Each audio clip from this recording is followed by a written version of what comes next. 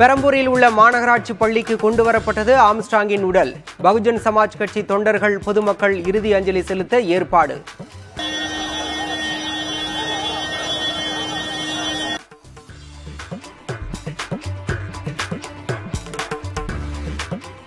Armstrong உடலுக்கு அஞ்சலி செலுத்த இன்று சென்னை வருகிறார் பகுஜன் சமாஜ் கட்சியின் தேசிய தலைவர் மாயாவதி.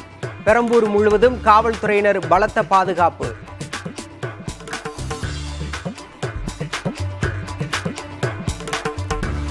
ஆம்ஸ்ட்ராங்கின் உடலை கட்சி அலுவலகத்தில் அடக்கம் செய்ய அனுமதி வழங்கப்படுமா? உயர்நீதிமன்ற நீதிபதி பவானி சுப்பராயன் முன்பு இன்று காலை வழக்கு விசாரணை.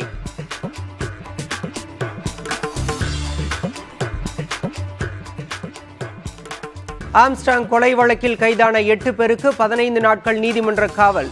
எழும்பூர் குற்றவியல் நீதிமன்ற பொறுப்பு நீதிபதி பரமசிவம் உத்தரவு.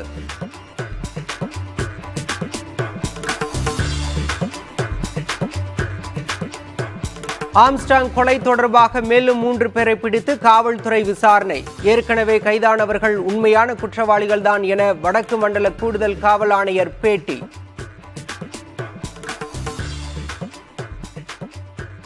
மூணு சந்தேக நபர்கள் பிடிச்சிருக்கோம். இப்போதைக்கு அவங்களோட விசாரணை நடந்துட்டு இருக்குது. அவங்களோட இன்வால்வ்மெண்ட் என்ன ஆங்கிள் இருக்கு, அவங்களோட டிஃபென்ஸ் என்ன இருக்குது, அவங்களோட சர்க்கம்ஸ்டான்ஷியல் அவங்களுக்கு அகேன்ஸ்டா இருக்குது. சிசிடிவி அனாலிசிஸ் மட்டும் இல்ல, மற்ற எல்லா type of evidence including circumstantial and CCTV analysis பார்த்த பிறகு, அவங்களோட இன்வால்வ்மெண்ட் பார்த்த பிறகு அரெஸ்ட் பண்ணணுமா இல்லையா நாங்க முடிவு எடுப்போம்.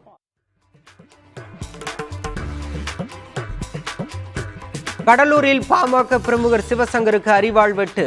குற்றவாளிகளை கைது செய்ய கோரி உறவினர்கள் சாலை மறியல்.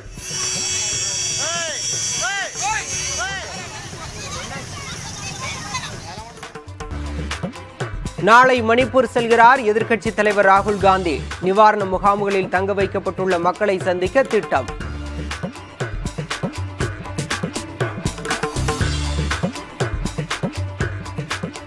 கள்ளச்சாராயம் வருவதற்கு மதுவிலக்குதான் காரணம். மதுவிலக்கு செய்தால் கள்ளச்சாராயம் மிகும் என மக்கள் நீதி மய்யம் தலைவர் கமல்ஹாசன் கருத்து.